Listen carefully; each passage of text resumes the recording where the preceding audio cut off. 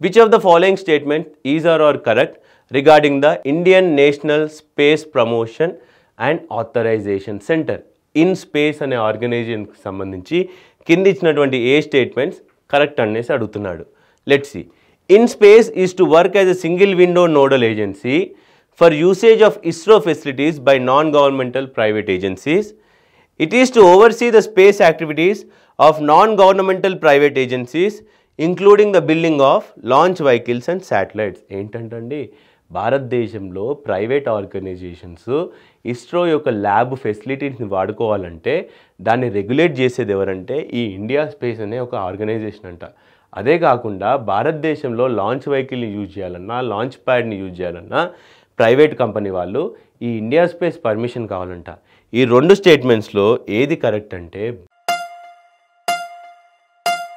Both statement 1 and 2 are correct.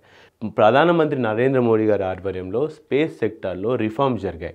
ఆ రిఫార్మ్స్లో మనము 2 important ఆర్గనైజేషన్ని launch చేసుకున్నాం. ఒకటి వచ్చేసి ఇన్ స్పేస్, ఇంకోటి వచ్చేసి న్యూ స్పేస్ ఇండియా లిమిటెడ్.